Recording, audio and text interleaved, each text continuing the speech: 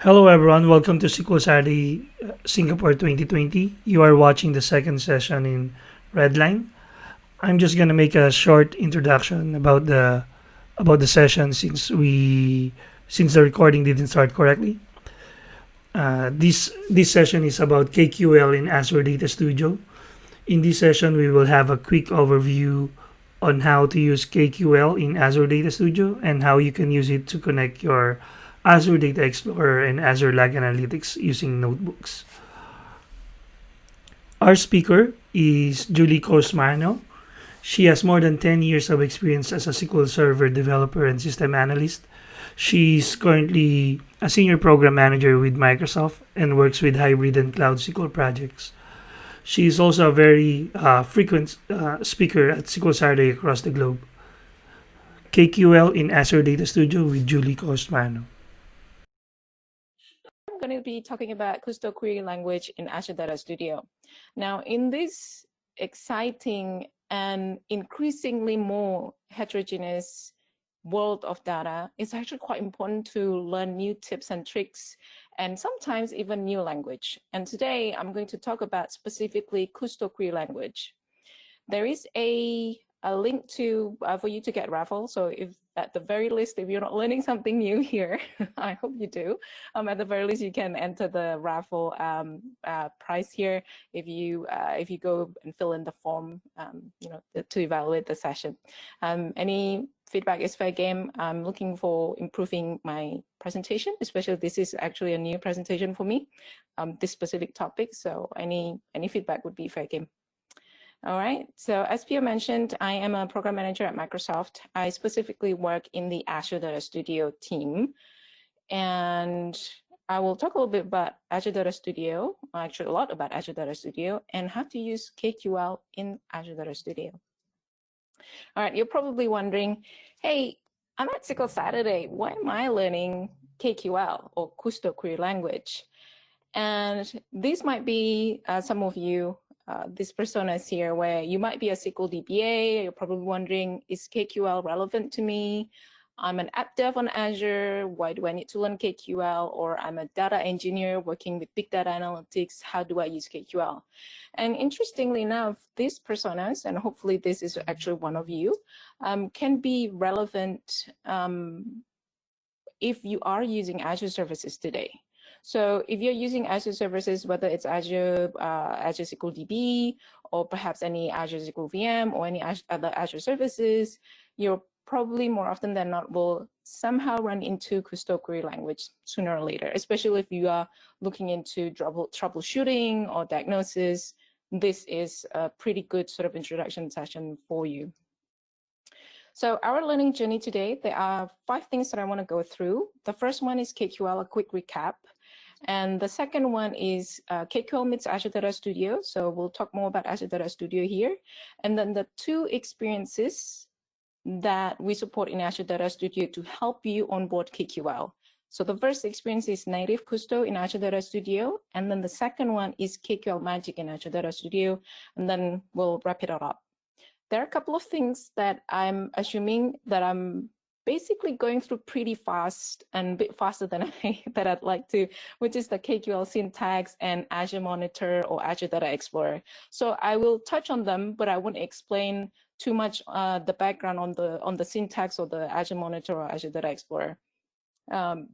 There's a lot of resources out there, especially if you are learning KQL syntax or language. There is a Pluralsight, a free Pluralsight course specifically on how to get started with KQL. I actually went through it myself as well, and it's been super great. I still remember 5 years ago, I had to learn KQL. Yes, KQL was used internally within Microsoft, so I work for Microsoft. 5 years ago, I had to learn KQL, and at first I was like, oh man, I'm just a SQL person. Even my Twitter handle is MS SQL girl. Do I really need to learn KQL? And it turns out that I really did need to learn it. And it hasn't been so bad. It's actually pretty straightforward, well, not straightforward, pretty elegant short language compared to SQL.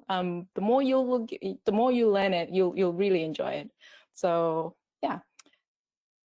Also, one kind of quick fact here, KQL actually was used internally within Microsoft because that's how we analyze our internal event logs or telemetry data. So you know that we run Azure services. So internally, we actually use Kusto Query Language. And that's how it was developed internally and used heavily by us. A lot of the engineers use it. And later on, we decided to ship it as well so that other people, so customers or users, can also interrogate that event data or event logs using the same language as us. So, and that service, internally we were calling it Kusto before, but externally we ship it as Azure Data Explorer. So when you hear Kusto, it's usually meaning Azure Data Explorer. All right, with that, KQL, a quick recap. So Kusto Query Language, I mentioned earlier, it's a fairly elegant, kind of short, nice, very compact language. I really love it.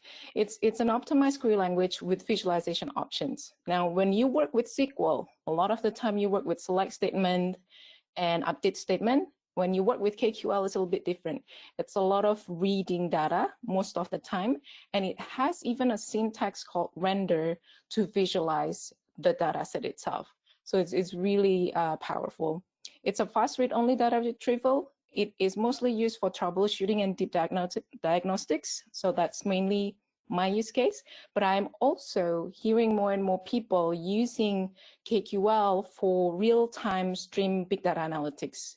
So if you are working in the big data analytics world, so if you work in the like I suppose the architecture where you actually have to get faster data, most of the time when people use KQL, it's usually against Azure Data Explorer.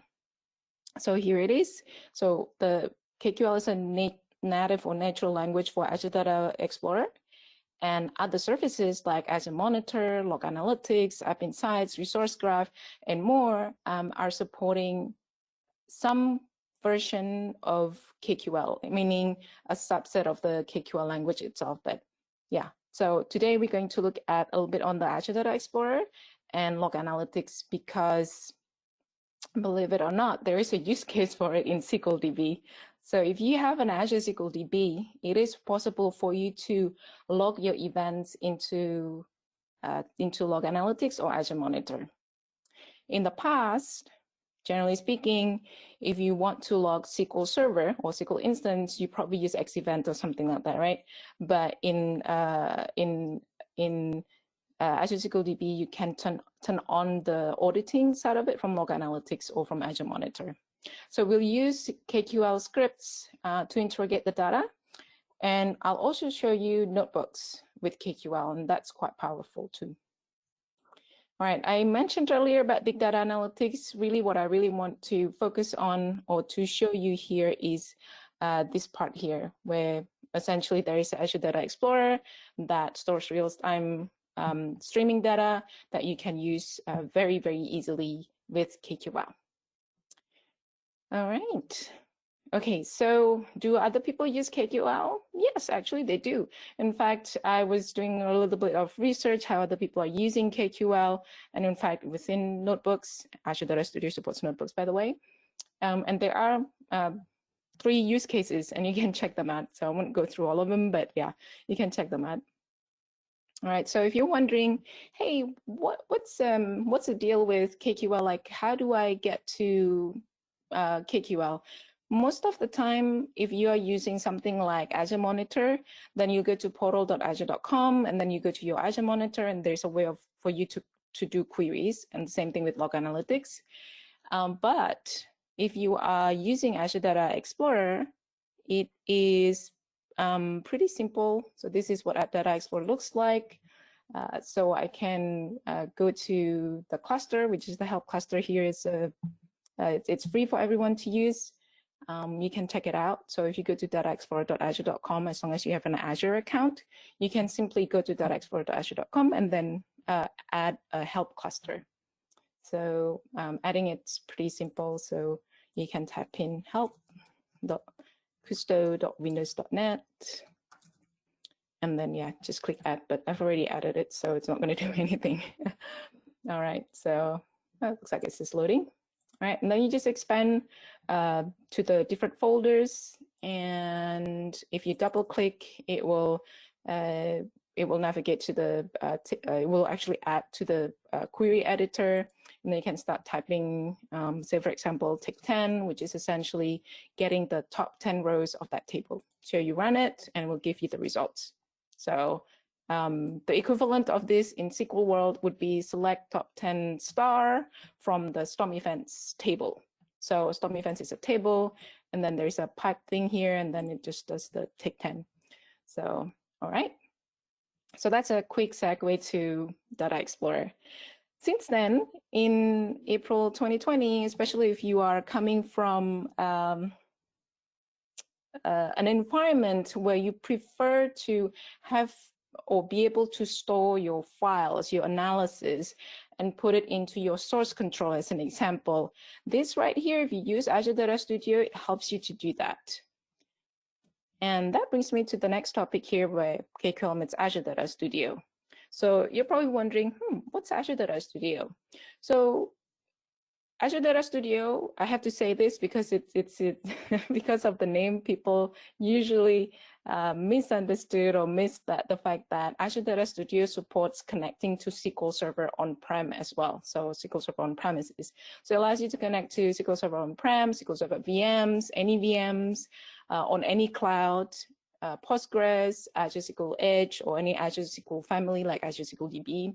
So now it also supports connecting to Azure Data Explorer, the environment that supports, like I mentioned, on premises and polycloud. And it is a client tool on multi-platforms OS. So you can install it on Windows, Linux, as well as Mac OS. And it is an extensible tool, meaning it is actually using the VS Code model. So if you are familiar with VS Code, Azure Data Studio is a fork of VS Code. So a lot of the layout is fairly familiar if you're coming from VS Code. And it has extensions, meaning whenever community, so third parties, ISVs, or even us internally, we want to ship something separately from the core tooling, we can ship them as an extension. And what's good about it is that it makes the tool lightweight. So if you're a Postgres person, you only need to install the Postgres extension. You don't have to install the KQL extension or the machine learning extension, etc. So you can tailor the environment to suit your needs. So that's actually really great. It supports Git support, just much like VS Code, and it also has really nice Jupyter Notebook experiences. And if you're new to Jupyter Notebooks, I will show you later today, and hopefully you get to try it at home too. All right, so let's just keep this. And if you're wondering, Azure Data Studio is pretty new, what does it mean? We actually, I've had Azure Data Studio for maybe a couple of years now, but it is towards the end of 2020, so maybe add one more year to that. But this is the kinds of enhancements that we've added in the last 12 months alone. So if you look at this, it's amazing in terms of how many things we actually release. So I myself actually work in the part to ship the KQL experience and some of the notebooks experiences. So if you have any questions on either notebooks or KQL, feel free to let me know. Happy to talk with you. All right. All right. So Kusto experiences in Azure Data Studio. We have two of these. The first one is the native Kusto experience. The way to get the native Kusto experience is through the Kusto or KQL extension. Essentially, you can connect, browse, just like as if you have a SQL connection. You have kind of like this object explorer experience, so you can go through the objects, and I'll show you that. It is rich with the IntelliSense, and you can write KQL queries, and you can also write native Kusto notebooks. And the other experience is KQL Magic in Azure Data Studio. Now, KQL Magic in itself only works for works really well or only works for notebooks. So if you are coming from that data science background, this is probably something for you, but I'm almost confident a lot of the DBAs out there, especially if you're doing a lot of troubleshooting, notebooks is one of the things that you want to learn as well. And I'll show you that in a minute. So KQL Magic, the way to acquire it is you'll need to install it as a Python package. So you use pip install, or if you want to, you can use the Azure Data Studio GUI, so the wizard to install KQL Magic, which is pretty easy. And it is an integrated notebook experience. So if you know Python, a little bit of Python, so I've also started learning Python as well. If you know a little bit of Python, you know KQL Magic, it can be a really powerful thing to use. And the services that it supports is Azure Data Explorer, Log Analytics, and App Insights, and even more than that. Unlike the native Kusto experience at the moment, because it's still preview, it only supports Azure Data Explorer. All right. With that, I'm going to jump straight to a demo. Okay. Here we are. Let me just log in. All right. This is Azure Data Studio. So again, if you're familiar with VS Code, this probably is very familiar to you. So this is Azure Data Studio. There is an object explorer or connections view-let. So as an example here, I've got ADX help. So that's my cluster. So in the Azure Data Explorer world, we call it cluster instead of server. So I'm just connecting to that cluster. I can expand it.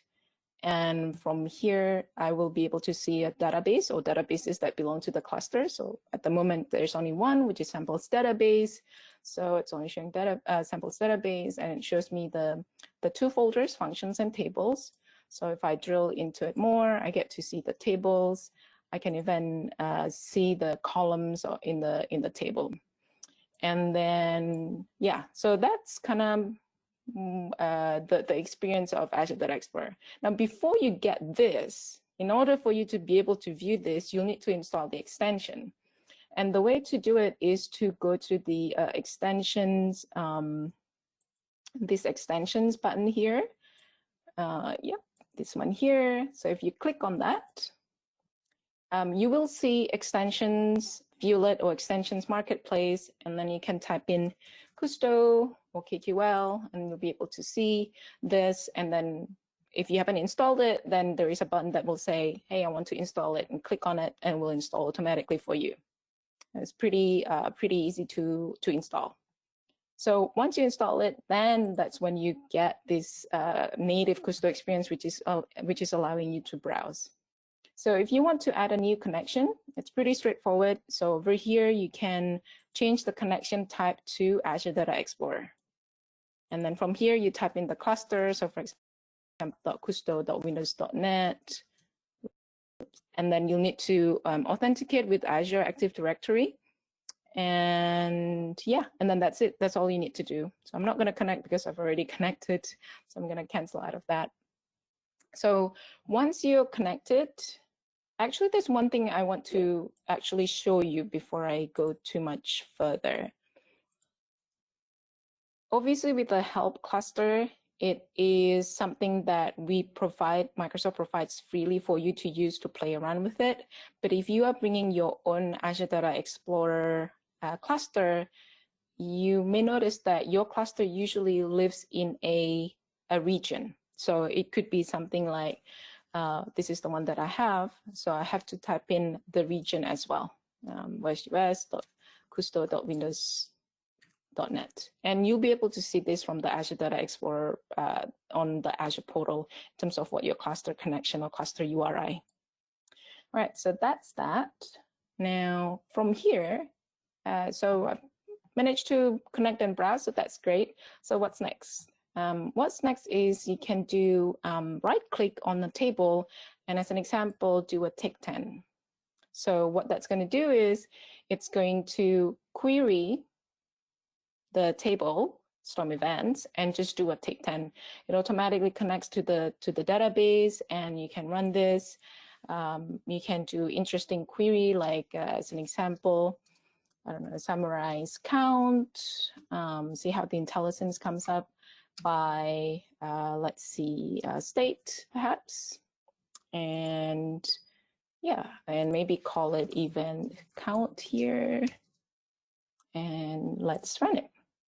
And that's it. You have 10 rows based on the event count. And from here, there are ways of analyzing this data. So if you see on the right, there are a couple of things available to this result set. So the first few are essentially to export to different kind of file formats. So from CSV, Excel, JSON, XML. The last two are probably the ones that are quite interesting. So this one here is a chart, or the charting capability, and then the next one is a Sendance interactive visualization. So Sendance is yet another extension that you can install and play around with. All right, so for simplicity, I'm just going to use chart for now. So this is what the chart looks like. It's not that pretty. Let's configure it a little bit. So let's change it to, let's see, vertical, and then let's minimize this. And there you have it, a simple visualization of that data set. So it's pretty nice. Okay, let's see what I have next here. Let's see if we can do something more interesting, like a maybe let's do something like timeline based, and let's use Sendance to do that. So I'm a bit lazy, so I'm going to copy and paste here. So let's do how about time? Let's do bin. So the time columns, I don't remember, so I'm going to use this. So it's a start time, and then say 7 days, and maybe where state in Washington, which is the state where I'm at. So, and then Texas, and maybe California. Hopefully this would work. Let's do take 10 first. Yeah, that works. Okay, and then you can run this. So it's going to return a lot of result sets. Now I'm going to click on the last button here called Visualizer, which is essentially to activate my Sendance interactive visualization. So if I click on that, let me minimize this. So this doesn't look quite right either. So I want to do some kind of interesting configuration. All right, so let's see. I want to use the sum, and I want to sort by, let's see, event count or something like that. Yeah. So yeah, that's a quick analysis. Actually, the x-axis doesn't look right. I want the start. Okay. So this shows the kind of like the timeline of view of the events, the storm events data for the 3 states. And I could also change it to scatter if I want to. And then I can click on this, Texas. Maybe I can do more filtering like this, which is just filtering on the Texas. The color yellow is a little bit too hard to see. But yeah, so that's a quick introduction to KQL, and then using the charting capability as well as Sendance to help you visualize the data set. All right, I'm going to pause a little bit just in case there are any questions. Let me just check the. I think you're good. There's no question right now. Okay, Yep. perfect. Awesome. Feel free to ask questions, by the way. Any questions of fair game, because these are new things. Yeah, would love to hear people's thoughts. Okay, the next one that I want to show you here is the notebook experience. So if I right click on samples, which is the database here, this is my favorite way of starting a new notebook, especially if I just want to directly connect to that database. So right click and choose new notebook. Now you will see that the kernel is connected to Kusto and it's attaching to that database. Now, I'm going to do a little bit of a segue here on notebook and why it's important, because especially if you're doing troubleshooting, this might be a good way for you to start thinking about how you can adopt notebooks, not just for Kusto, it could work for SQL as well. So here's an example. I could add a text cell. So in notebook world, there are two types of cells. One is text cell, which is what I have here, and the other one is the code cell. At the moment, I've set my environment to be as default to be in the markdown format because I actually like editing in markdown. So this is a notebook, and I'm connected to Kusto kernel. Right. So that's my my text cell. But if this is a bit too much, there is a rich text view or WYSIWYG, which is the eye looking here. Right. So at the moment I've set to the split view. So this is the rich text view, WYSIWYG. So if I click on that, it's WYSIWYG. So you can just type away and make this maybe bold and maybe italics. And then let's see if I do a quick, see if it would work, print screen here. So do a quick print screen. Let's see if this works. There you go. I just pasted an image in the notebook. All right, so notebook is not just for text. This is pretty cool, the fact that we support WYSIWYG experience, because it makes life so much easier, especially if you have to document your troubleshooting steps that you want to share with other people. Now, the next thing I'm going to show you is to add a code cell. So as an example, let's take a look at the storm events again. So storm events, let's do take 10 and run this. And there you go. So now I have text cell as well as code cell as well as the result set in a notebook. Say if I have a problem, or if I have a troubleshooting kind of scenario, and or maybe I want to share some kind of data set. For example, hey Pio, can you look at this storm events data set that I've just analyzed? Can you go over this, do a bit of a review for me? If I save this and share it with him, he'll be able to see not just the text cell with the image that you saw earlier, he'll also be able to see the code as well as the result set, which makes it super awesome for somebody to help do a code review when it's data related. Because when you're doing code review for data related things, it's not enough to just review using the code. You kind of need to have a context on what is this for, especially if it's like a business ask, what's the code look like and what's the result look like. So notebooks is really great in terms of getting reviewed by somebody else.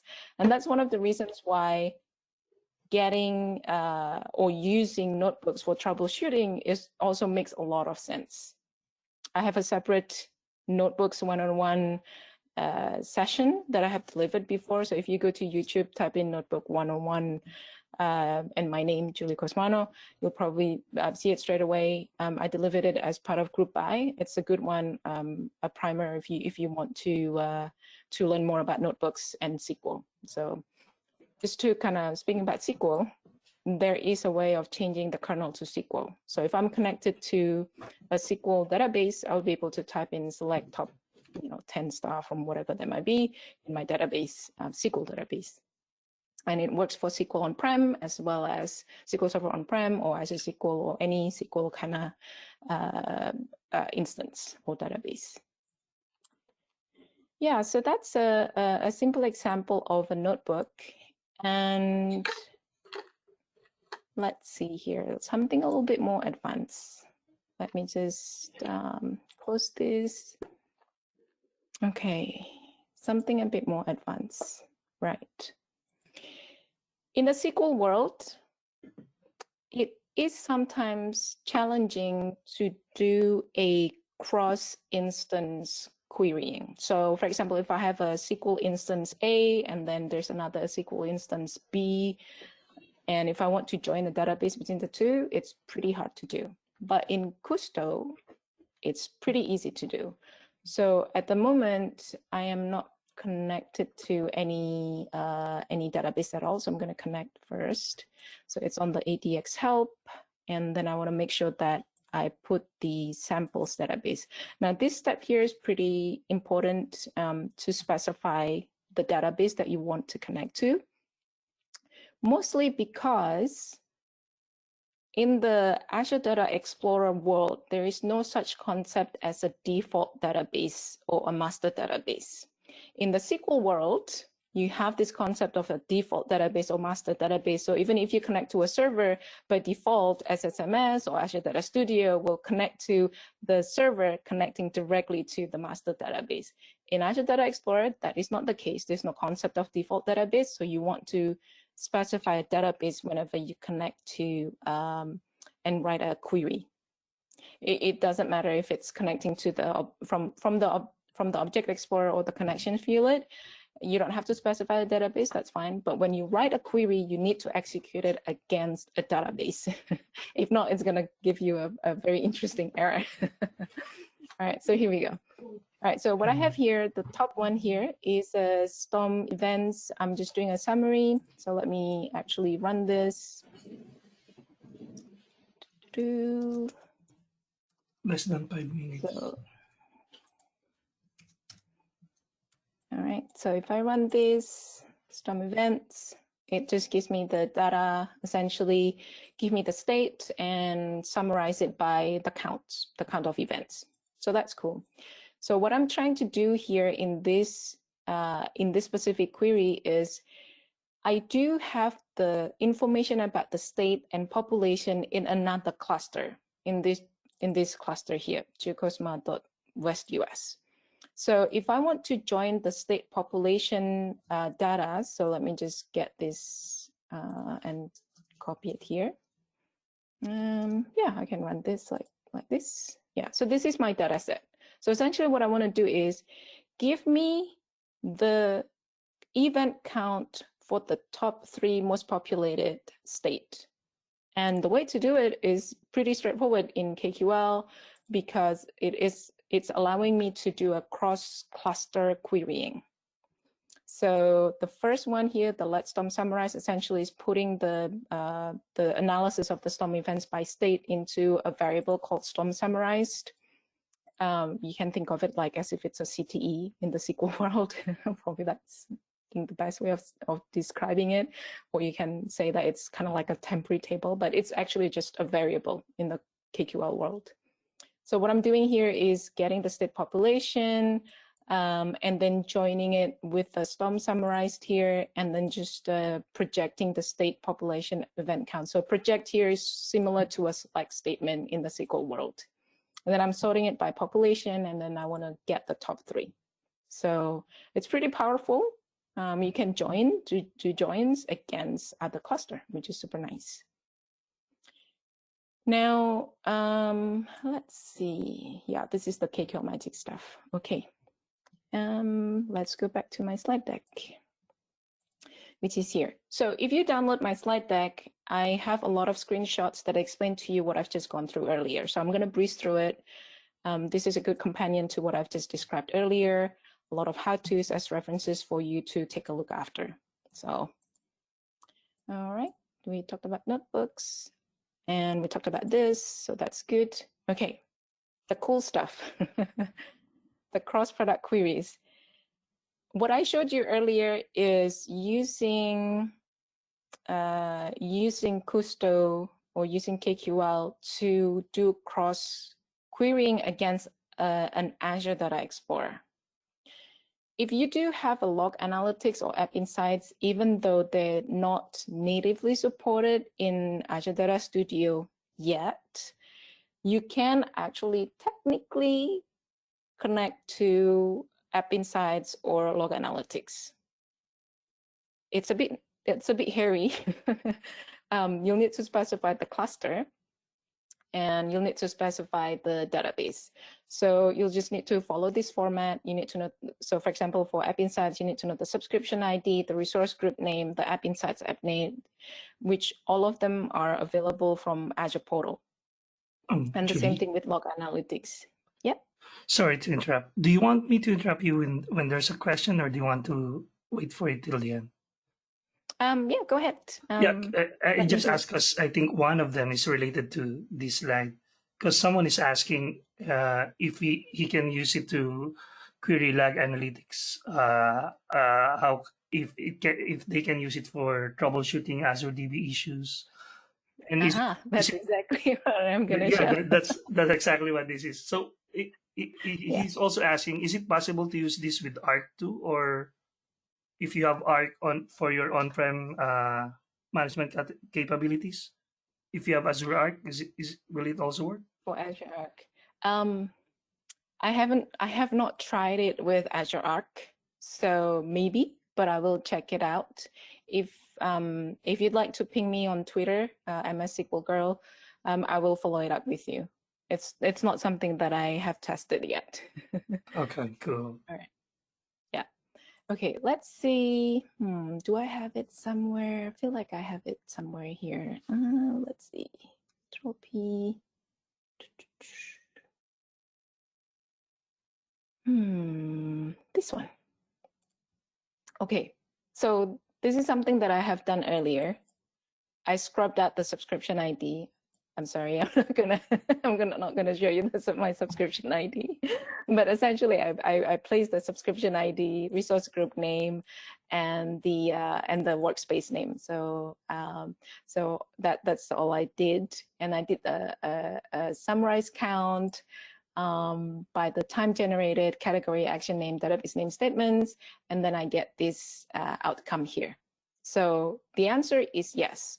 So if you do have Azure SQL DB, which you have turned on auditing, or if you use Azure Monitor to log the events from Azure SQL DB, yes, you can do queries from Azure Data Studio. You just need to know subscription ID, resource group name, and workspace, and you go to Azure Diagnostics. Usually that's the one that you want, that's one of the main tables that you want to look at. There are lots of tables out there, by the way, but Azure Diagnostics is one of the main ones that you want to look at. And you can do query like this, which I have done before, and this is what it looks like. And in fact, let me just show you here. This is the example of how to get such information. So this is my workspace, Log Analytics workspace that I have used to log my SQL database.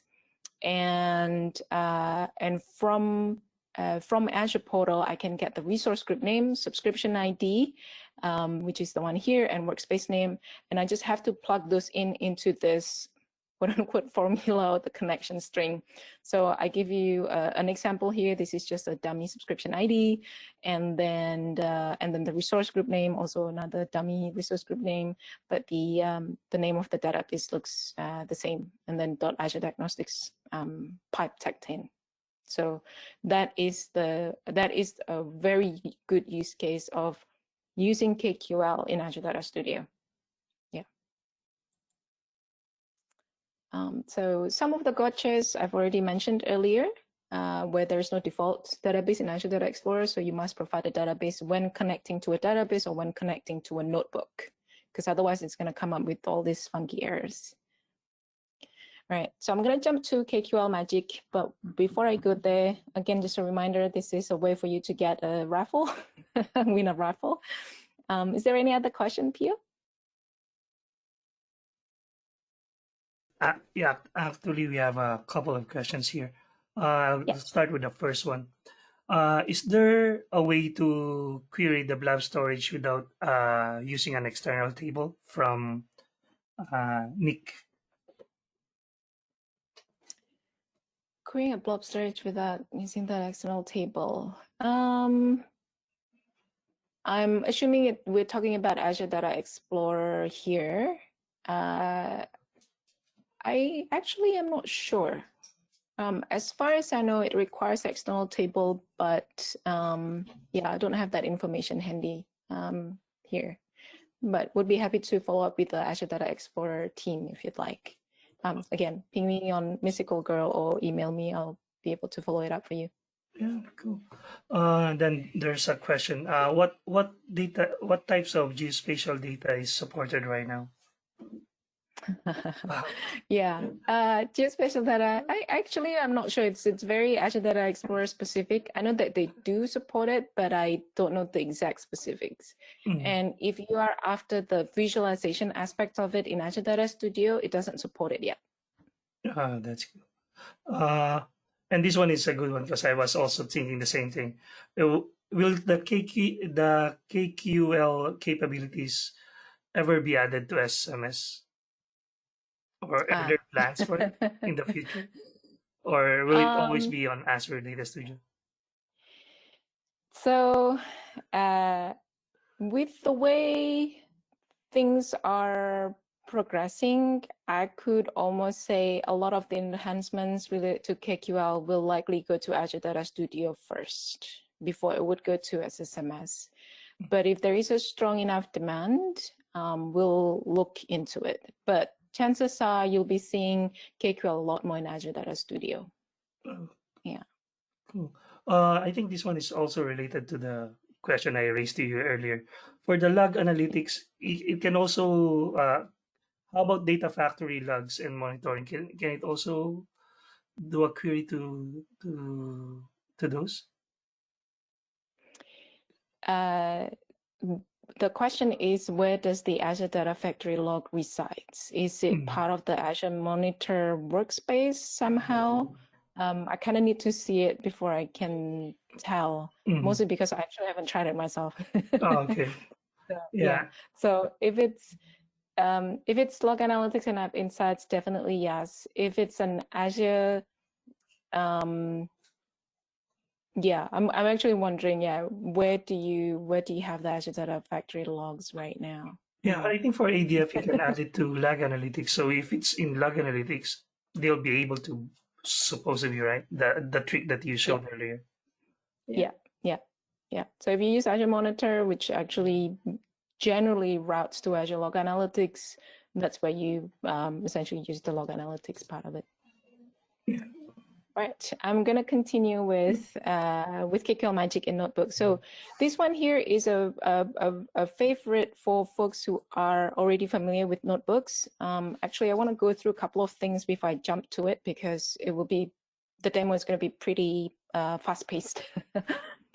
So if you're new to KQL Magic, the way to install it is with any or most of Python installation or Python package installation. You need to use a way of installing KQL Magic, which is pip install. You can use this like the syntax I shown here. A couple of usage tips. Before you use it on notebooks, you need to have reload extension KQL Magic. So essentially this first line here. And then you'll need to provide %KQL connection string. And then afterwards, you can simply have your query, KQL query, prefixed with %KQL or %KQL for multi-line. Okay, so that's all I wanted to talk right now. Let me just jump straight to a demo. Okay, so if you want to create a new notebook, there are many different ways, right? So one of the ways is file new notebook, obviously. By default, it goes to SQL, so you want to change it to Python 3. Now, let me show you how to install KQL Magic real quick, which is through the Manage Packages here. So there is this button here that looks like packages, I suppose.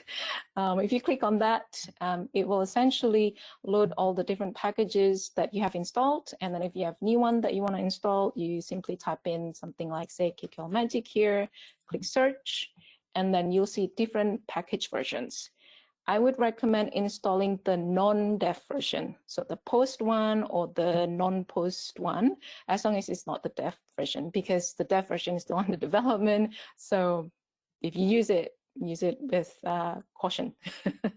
All right. So, and then, yeah, you can just click install and that's it. It will install it for you automatically, which I won't do because I've already got it installed. And for me to just double check, I can scroll down. So it looks like I have installed the KQL Magic 0.1.113.post1.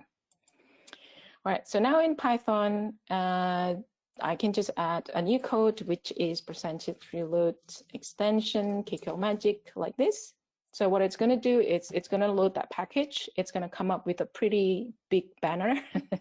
I would recommend to have it when you first start it, because it will tell you a couple of useful things like, use percentage KQL -- help KQL if you want to understand the KQL reference, percentage config KQL Magic, percentage KQL usage. So it has a lot of this kind of like useful kind of tips for you, and it tells you what version.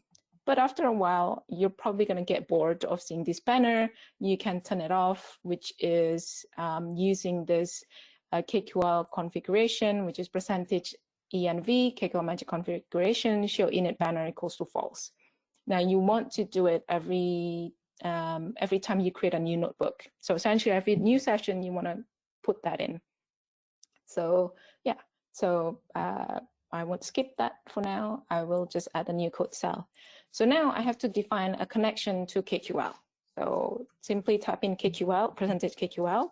And then if I'm connecting to Azure Data Explorer, then it's just Azure Data Explorer, and then code, cluster, help, and then database. Make sure there is no space, and samples. And if I run this, it's going to ask me to do a device login authentication.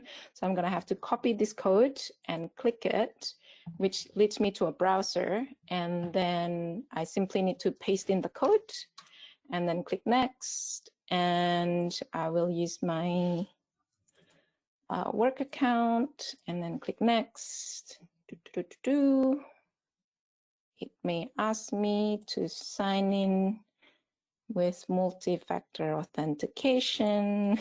It's very secure stuff here.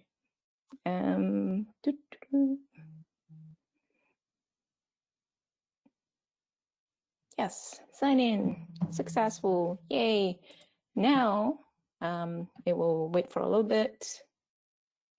It will start connecting, and then you will see this button called pop-up schema, sample set help. Yes, click on it. This allows you to browse to your database schema, essentially. So I recommend it, especially if you're like me, you don't always remember the column names, whatever, then this is a good way for you to look it up. And then after that, you can start typing the query that you want. So for example, percentage KQL, storm events, and then take 10, and then that's it. You'll be able to see the data set. And again, the beauty of notebooks is the fact that it stores the result set as well as the code. Okay, so there's another way of connecting to an Azure Data Explorer cluster, and even Log Analytics as well. So the first one that I showed you, I was using essentially a device login with Azure AAD account, right? So that's essentially kind of like user authentication. If you do have Azure CLI already installed and you're pretty good with Python, it is possible to say, I'm going to just use the AZ CLI login without me asking any kind of like additional login. So let me see if I could get this working. So let's go new notebook. And I want to minimize the banner, so I'm going to just copy this. Don't forget to change it to Python. And then, yeah, so let's run this. And then let's add a code cell, reload, extension, KQL Magic. Well, there you go. And because I'm a little bit lazy, I'm going to just copy this. Okay, actually, let me show you the Log Analytics one, because you were asking for that.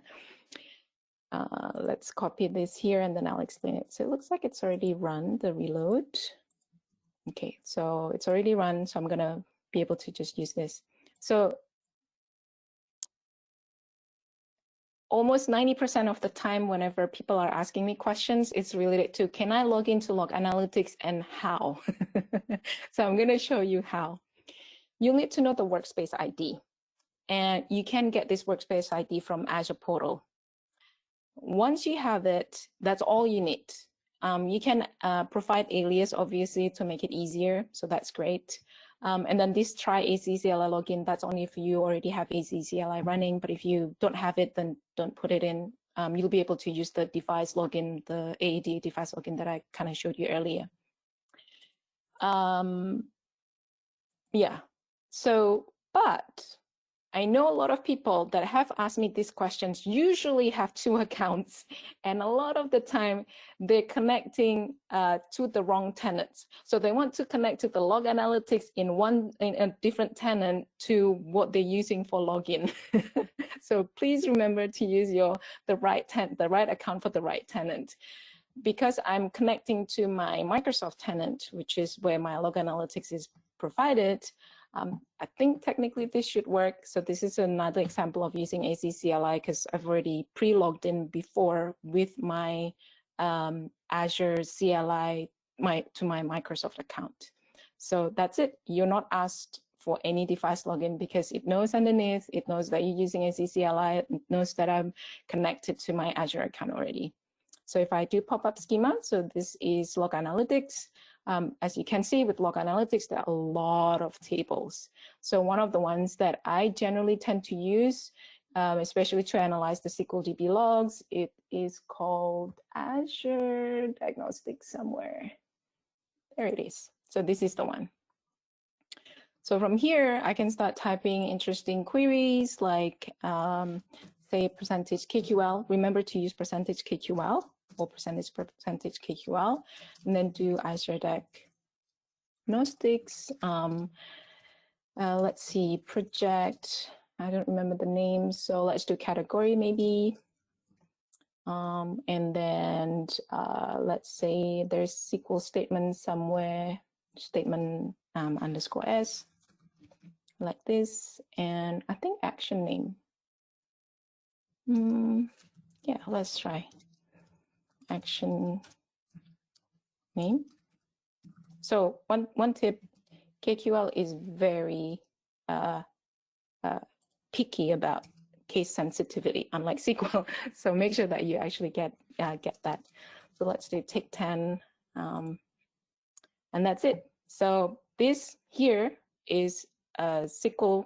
This is a log of my SQL environment. So of my Azure SQL DB environment. So as you can see, I have even a batch completed of the statement that I ran before.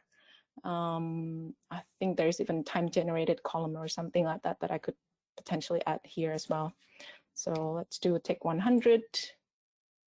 A lot of batch completed, database authentication. Yeah, so it's a great way for analyzing or troubleshooting your environment for Azure SQL DB. Okay, I'm going to pause here while I switch to my PowerPoint slides. Any questions? Wait, let me just. I'll leave that one for when you close. Okay, sounds good. Yeah, I think the last two is good for when you close the session. So. Okay, sounds good. All right, so I showed you earlier how to connect to Azure Data Explorer and Log Analytics. You can also do the same with App Insights. So if you're an application developer, usually you will use App Insights. If you use it just the way it is right now, as I'm showing on the screen, you will be asked for the AAD device login. And please, please, please remember if you're using Azure Data Explorer to put the cluster name .region. So West US, East US, or I don't know the Asia one, sorry. Yeah, so the gotchas I mentioned earlier, if you have multiple Azure accounts, please connect to the right account so that it will connect automatically to the right tenants. But if you want to be absolute certain that you're connecting to the right tenant, you can specify Log Analytics / tenant and tenant ID. You can get the tenant ID from Azure Portal. Just type in Azure Active Directory, and then it will show you the tenant ID. So that's a tenant ID and the workspace ID. So in KQL Magic, it uses a lot of IDs. So you will be bound to go to Azure portal and then look up the IDs of your workspace as an example. If you're not using the tenant ID, you can just put in code. So, so to show you the difference, so originally it's code here, and then tenant ID if you need to specify the tenant ID. So like I mentioned earlier, if you already have Azure CLI and Python, and you're familiar with it, you can actually make something pretty interesting. And I've got a pretty advanced example. Hopefully I get to present that next time. But yeah, this is the Try Easy CLI login. Some useful comments for you to kind of take a look into after. It's all mentioned here, so you can copy and paste. But if you do paste, this is something that I cannot figure out in PowerPoint. The the quotes, if I paste it in notebooks or somewhere, even like a plain text, for some reason it remembers the Unicode version of it because of the right quote, left quote. So just be sure that you change the quotes to the normal quotes in Azure Data Studio, as in, like, you know, retype it in. It's a funky thing. So I showed you earlier the Azure Diagnostics. So essentially, this is using Notebook to read data from the event log in Log Analytics. And yeah, that's it. Just to summarize, KQL in Azure Data Studio have two main cases. And the most frequent one that I get asked from people is usually troubleshooting Azure services. So like, for example, Azure SQL DB. And the second one is data engineering for big data analytics. So as an example, if you have edge devices somewhere, it might actually emit some kind of event logs to Azure Data Explorer. You can start doing analysis there, like using KQL against it. It's pretty very, very powerful, fast language. So yeah, KQL is now one of the heterogeneous data sources that Azure Data Studio supports. So that means if you are using SQL, KQL, and notebooks, and you actually use source control with Git, and you want to do more reproducible analysis, you can now stay in just the one environment, which is Azure Data Studio. So you don't have to jump to different kind of tooling. All right. The differences between native Kusto in preview versus KQL Magic are as follows. The main one that I want to call out is the data sources in native Kusto is, at the moment, we only support Azure Data Explorer for the kind of like nice IntelliSense and the browsing. Of course, you can do the cluster and then, you know, the long string connection to Log Analytics if you want to. It is supported in that way, but it's not as native as Azure Data Explorer. KQL Magic supports a lot more natively as far as Python and Notebook goes. So you can connect to Azure Data Explorer, Log Analytics, App Insights, and more. And the use case efficacy. So actually, one of the things that I haven't quite shown you earlier with KQL Magic is the fact that if you do decide to do more visualization in KQL Magic in notebooks, it will use Python's Plotly. So it's a bit fancy. So you can do more interactive analysis and you don't have to install Sentence. Native Kusto is great if you only just get started learning Kusto and all that. If you want to do a lot of automation right now, Notebooks does support automation. There is a parameterized execution in Notebooks in Azure Data Studio that is supported. I would recommend trying out KQL Magic first for today. Obviously, Native Kusto is still in preview, so we're going to work on enhancing that a lot more. A lot of useful resources, so I'm just gonna leave it there. I don't know what happened there. Anyway, so a lot of useful resources here, so I'm gonna leave it there for you to take a look. A lot of my sample files are already uploaded. I will tidy up a little bit later today so that you can try it out too. So let me just show you what that looks like. Yeah, so this is where I store a lot of my, GitHub is where I store a lot of my useful scripts and presentations too. One quick tip, the very, very last demo. If you see any of my notebooks and you click on the raw button, you will see this, which is pretty ugly. But if you do Control C, which is essentially copying the URL, and then Control O here, which is like opening the file, and then paste that URL and then click open, it will open that notebook directly in Azure Data Studio. It will not save it because it will save it locally, but it's an easy way to launch in Azure Data Studio. Yeah. So, okay. With that, I'd like to thank you for attending, and I'll take a few more questions, or maybe not, because we're already 1 minute over time. I think everyone will allow it because it's lunchtime over here. But very nice session. We have a lot of question on the chat. I think it's the same thing that, like you said, everyone is asking for the KQL scripts for troubleshooting for Azure. Is there anywhere that they can? Is there any good sources for that one, or? Okay, so the sample that I've provided is pretty simplistic in terms of Azure SQL DB with just the Azure diagnostics. I don't have, and I don't know of right now, I have to check with a couple of folks in the Azure SQL DB team, Alain Drommel, he's one of the PMs, and Mara as well, to see if there is any other useful sort of investigative type of queries. The way I started, so let me just double check here. Let me double check here. Give me a moment. The way I usually get started, to be honest, I actually don't know much about Azure Diagnostics table until I actually looked at my Log Analytics on Azure portal. So yeah, this is actually a good one.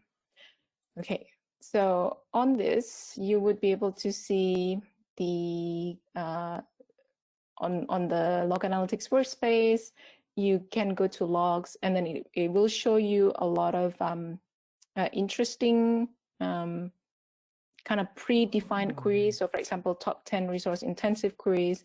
Then if you click run, then it's going to give you this query, LA query logs. So from here, you can start exploring, oh, what does LA query logs do? What does it have? So you can start exploring and take a look. So this is how I learned, by the way. Oh, it doesn't show here. I don't know why. That's interesting. Yeah, so that's one of the ways that I would learn how to use it. So let's see if I could find it here. This one. Okay, LA query logs. I could find it here. I don't know why I cannot find it on the portal version. So this gives me the column names. So now I can start typing in LA query logs, and then look at the start CPU time MS and request target, etc., response row count. So that's how I would at least try to see if there is a pre-canned queries useful for me. Oh, great. So I'm still kind of new to it as well. I'm exploring. So if anybody in the audience has some tips, feel free to share it on the chat or something, and then we can read it out. Yeah, that's great. That's great. That's a great start already if you wanna create more queries for it. Then I think the questions you already answered it on the last presentation. What's the difference between SQL and KQL? And this one is a good one. Are there any upcoming features for ADS that you can share with us? Any upcoming features coming out that we should be excited about? Specific to KQL, I suppose. Yeah, I can talk about two things that I'm excited about. There are actually lots, like lots and lots. So to be transparent as well, and it's okay for me to say this because my manager actually talked about it at past summit. So we do have release cadence. As some of you may already know, Azure Data Studio is released every month.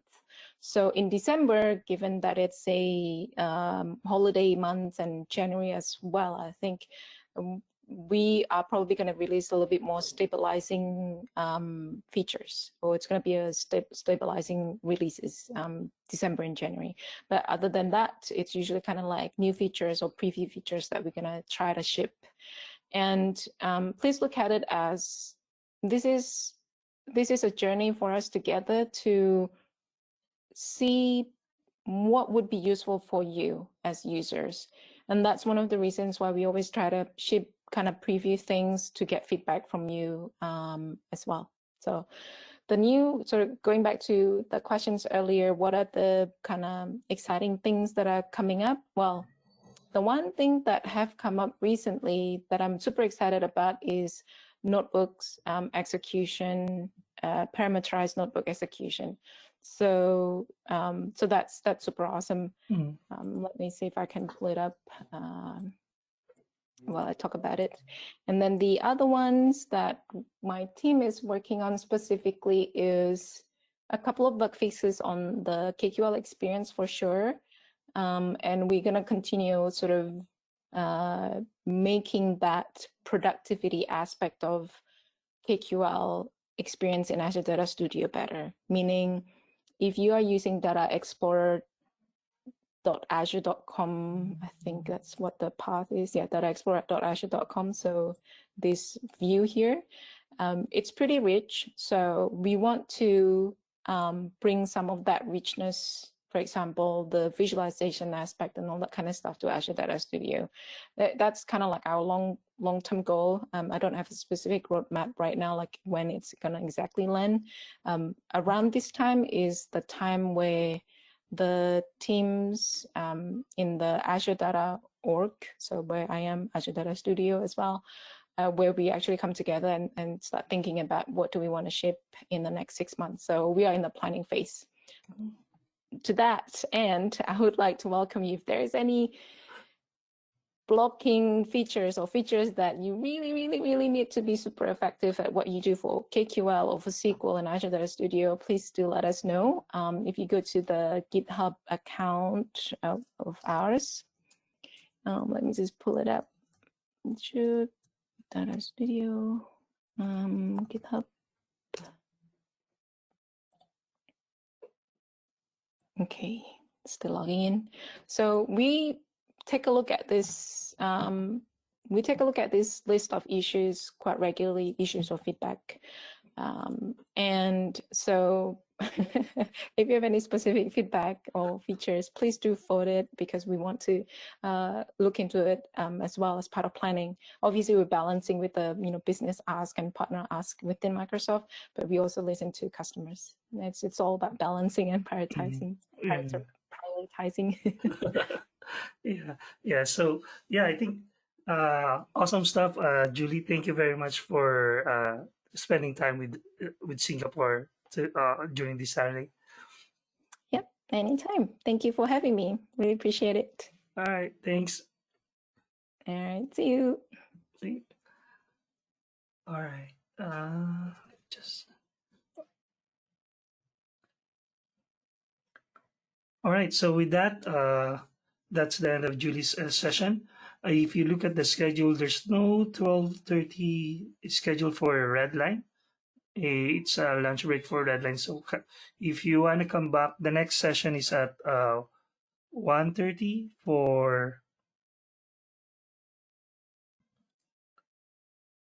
sneak preview of SQL Server 2019 with our very own Dharmendra Kishari.